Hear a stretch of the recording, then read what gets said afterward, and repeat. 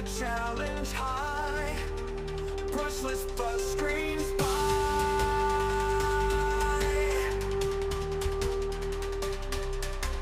Power down, throttle full pin.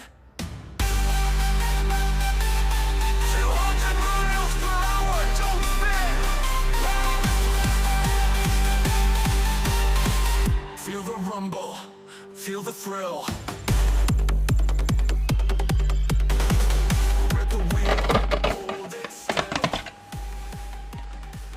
Okay, so as you can see, I have already installed the electronics. I decided to go with a Rocket Taurus 4274 1950 kV brushless motor, running the biggest pinion gear I could fit on the stock standard motor mount, which is a 24 tooth mod. We've got a Hobbywing Max6 3 to 8F speed control in there. This will have plenty of punch, plenty of power to run the 4274 size motor. But when I change out to a larger motor, I may have to change that to a 200 amp speed control. I've gone with the 9iMod 35 kilo Metal Gear servo. These have been absolutely fantastic. They are really fast, really responsive, and very strong servos.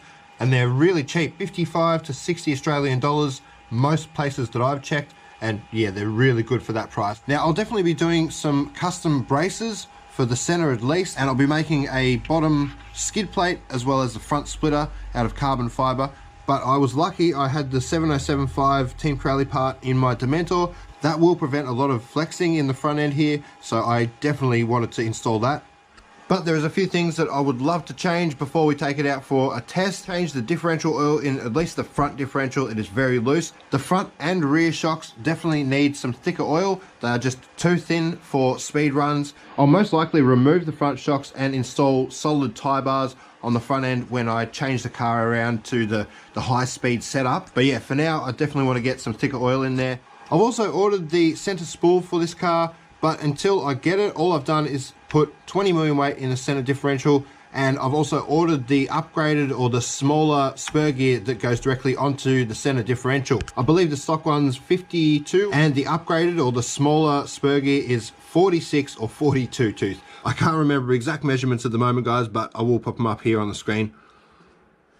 Got the Dumbo RC X6 FG receiver in there, so I will be running the Dumbo RC controller.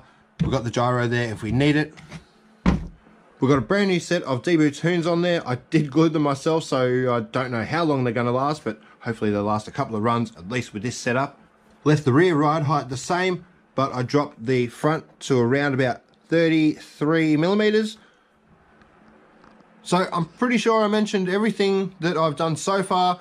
All I've got to do, like I said, is get into that front differential, put some thicker oil in there, and get some thicker oil in the shocks, and we can take it out for a test. Hopefully hit somewhere around 100 miles an hour with this setup. That will be fantastic.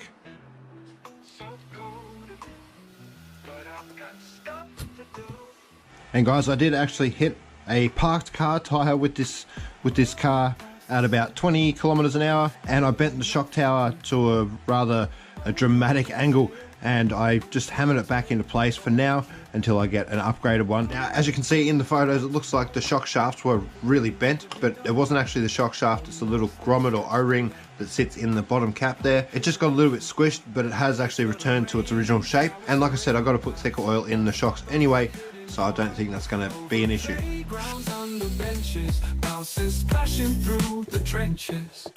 Winter setting in again, so cold. Make sure you don't lose the little steel and plastic washers that go on the swing arms before you install the hinge pin brace.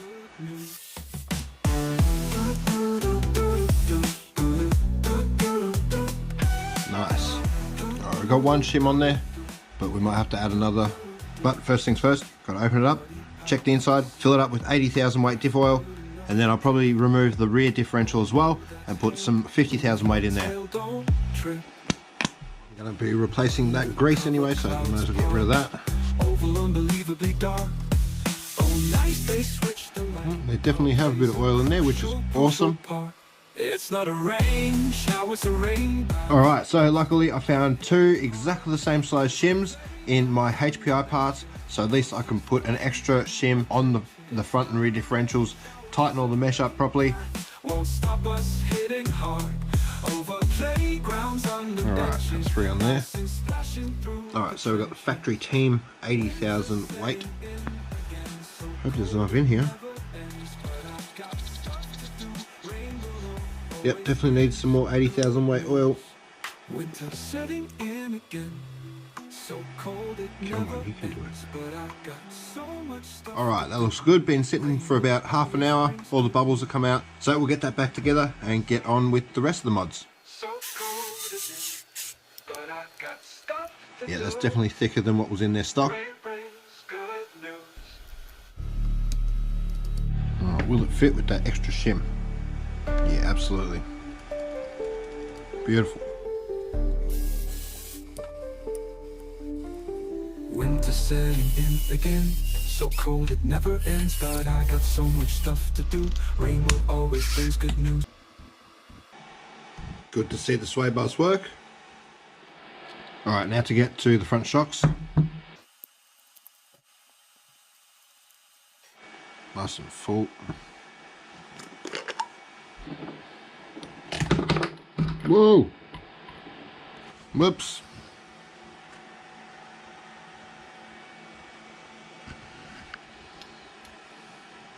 Right, there's probably half missing out of this one now.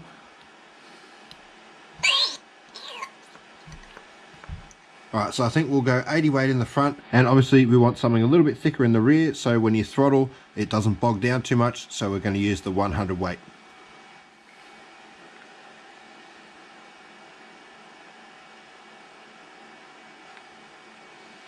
They take a lot of oil. Lots of air bubbles in there. We do have bladders in the caps, so you don't want to fill this up all the way. And there you go, it is leaking a little bit, so that was probably too much.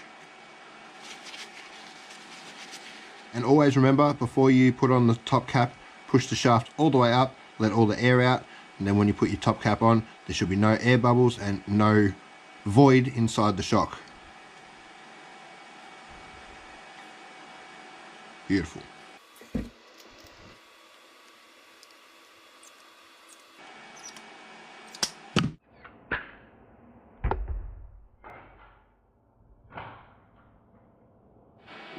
Not ideal.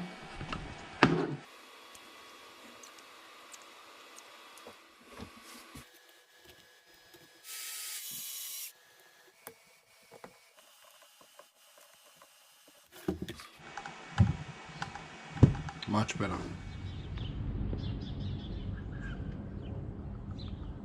Alright guys, so we got it all set up. I got the shocks and everything tuned. The main aim today is to get close to 100 miles an hour. Most likely on 8S. I don't think it's going to get close to 100 miles an hour on 6S, but we can only test it. So let's get it all plugged in, see what we can do. Alright, so I just got a China Hobbies 4000 milliamp. I think it's a 70C 6S battery. So yeah, we'll see how that goes. And then we'll chuck the dual 3300 milliamp 4S batteries in there and see if we can get close to the 100 miles an hour.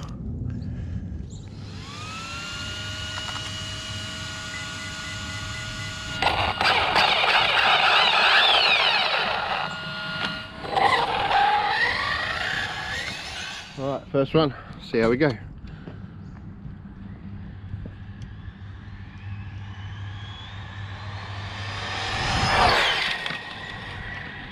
That's fast for 6S.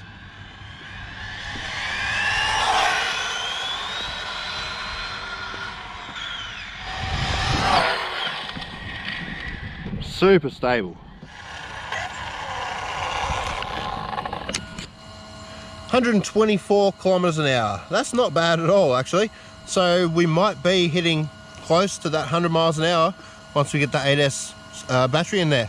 But we will go one more time with the 6S, see if we can top 124 kilometers an hour.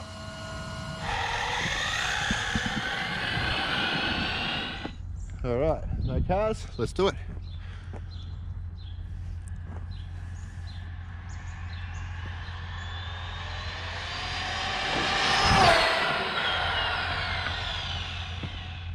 Read 126 kilometers an hour. Yeah, that was definitely full throttle. I think it's on 100% throttle. Yep, 100% throttle.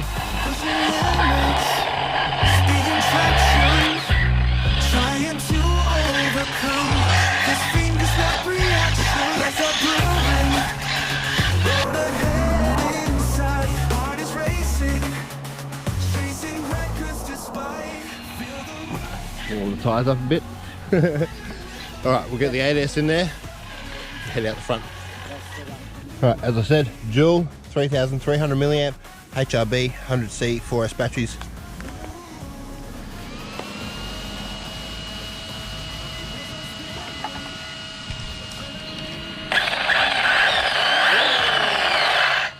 Alright, might have to put my head cam on for this one, guys. Definitely going to have to concentrate.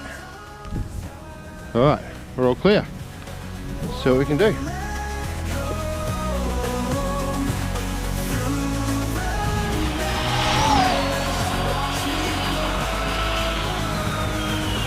She's fast.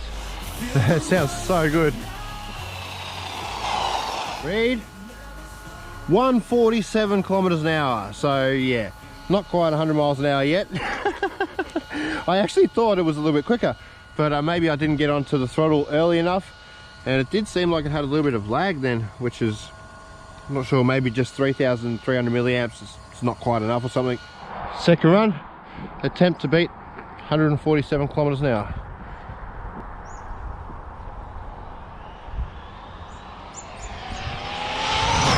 Oi!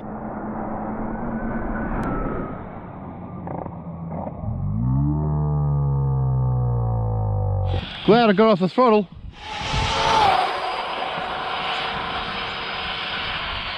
Yep, that was full throttle for a little while. Read 152. Nice, we're getting so close, guys. I'm not quite sure whether the bogging down is just the end of the throttle or it is something to do with those small 4S batteries. When I get some 6,000 milliamp batteries in there, because I am going to set this up with a full carbon fiber skid and everything. I'm probably going to set it up with dual batteries, so one on each side, and I'm pretty sure it will have a lot more punch and a lot less sag. So I'm not sure whether to go one more. This wind is a little bit tricky to deal with the buggy anyway. But you know what, why not? While these batteries are warmed up, tires are warmed up, may as well go again. One more, then we'll get little Typhon Grom out. All right, come on.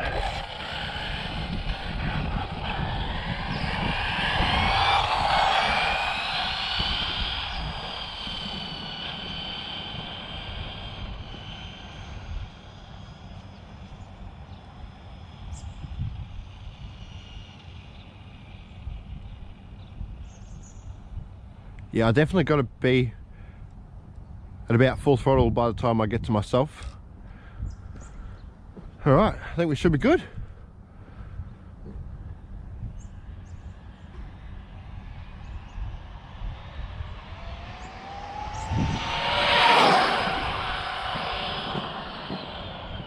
That's it, that's it. That was full throttle. That is definitely going to be it until I get some bigger batteries, get that upgraded 46 tooth spur gear on there, and when the spool turns up, we can start the real testing with the big 1/5 scale motor, running probably a 39 tooth pinion gear or something. Sorry, spur gear. All right, so did we get closer to the 160? 155, so I think that's a kilometre less, is it? Or more? So we've got a kilometre more, 155. That is definitely going to be it for today, guys. I'm very happy with that. Obviously now I'm going to have to wait until the upgraded 46 tooth spur gear gets here, because I can't go any larger on the pinion gear. That's the motor mounts moved out as much as possible with the 24 tooth pinion gear on there. So yeah guys, take this home, sit it on the bench, wait for the spur gear to turn up, get it set up, bring it back out on 8S again, and hopefully we'll be easily passing the 100 miles an hour. Grab the little Typhon Grom out and see if we can hit maybe 80 kilometers an hour with that. It's gonna feel so slow.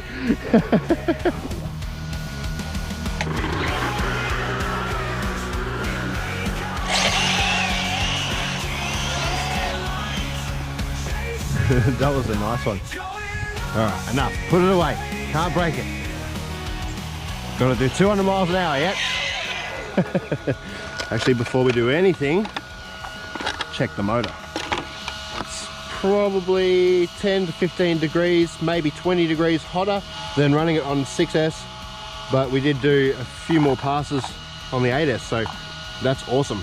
Should be comfortable running the 46 tooth spur gear with the 24 tooth pinion gear, maybe even go up a couple of teeth with the pinion gear as well. I don't have to put the controller away because that's the Grom controller as well. 96 miles. Very nice.